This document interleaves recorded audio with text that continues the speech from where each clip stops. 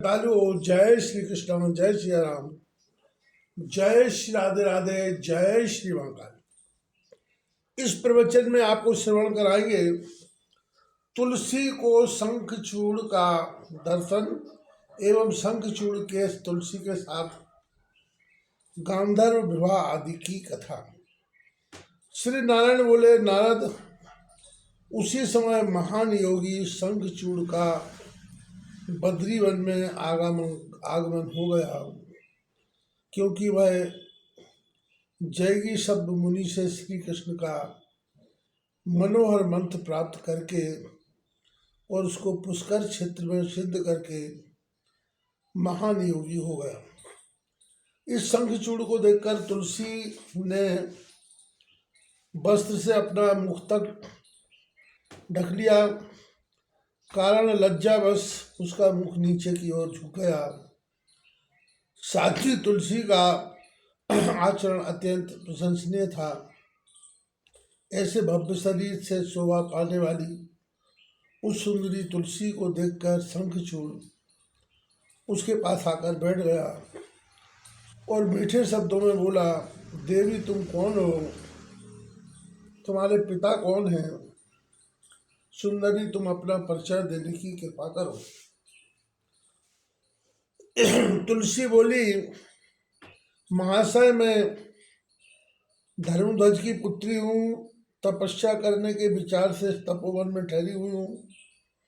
आप कौन हो? आप यहाँ से सुखपूर्वक चले जाइए, क्योंकि श्रेष्ठ कुल में उत्पन्न पुरुष उच्च कुल में उत्पन्न किसी अकेली साध्वी कन्या के साथ एकांत में बातचीत नहीं करते, ऐसा मैंने श्रुतियों में सुना है।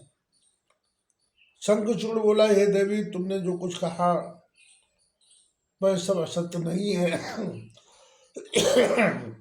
किंतु अब मुझसे भी सत्य तथा कुछ असत्य के विषय में सुन लीजिए। विधाता उन्हें सबको मोहित करने वाला नारी रूप वास्तविक और अवास्तविक दो प्रकार से रचा है।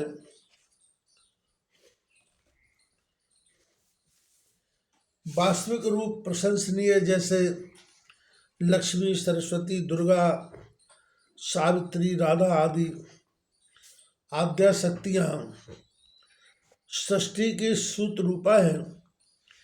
इन्हीं से सृष्टि का प्रारंभ हुआ है।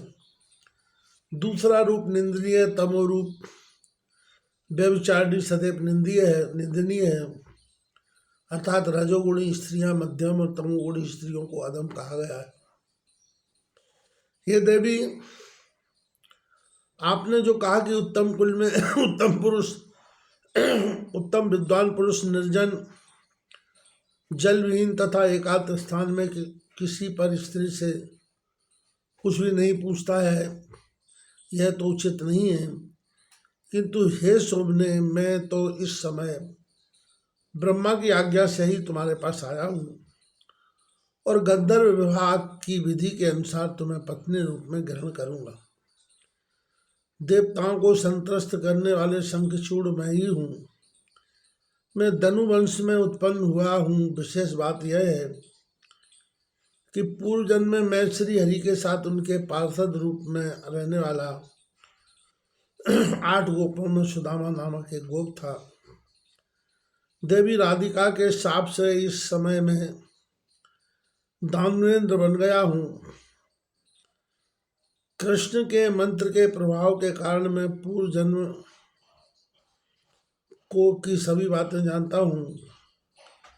तुम्हें भी अपनी पूर्व जन्म की बातों का स्मरण होगा कि तुम उस समय तुलसी थी और हरि ने तुम्हारी साथ विहार किया था, और वही तुम राधिका के कोप के कारण भारत में उत्पन्न हुई हो।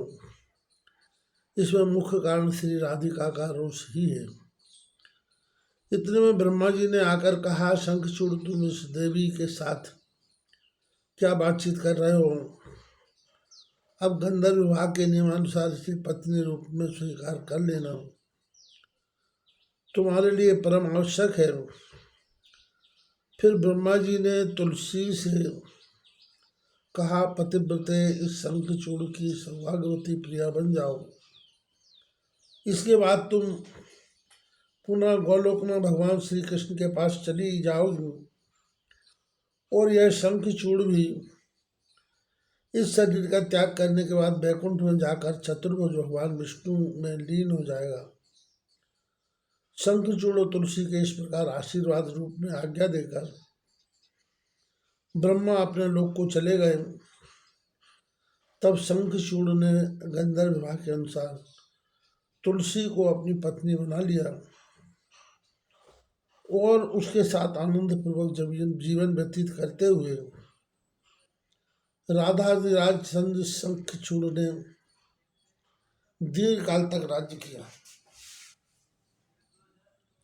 देवता, दानव, असुर, गंधर्व, किन्नर और राक्षस सभी शंखचूड़ के शासनकाल में सदा शांत रहते थे। अधिकार छिन जाने के कारण देवताओं की स्थिति भिक्षुक जैसी हो गई। अतः वे सभी अत्यंत उदास होकर ब्रह्मा की सामने गए और अपनी स्थिति बतलाकर विलाप करने लगे।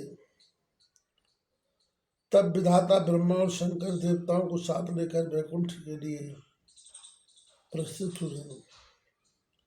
भगवान श्री हरि की सभाओं में चारों तरफ देवर्षि तथा पार्षद विराजमान थे।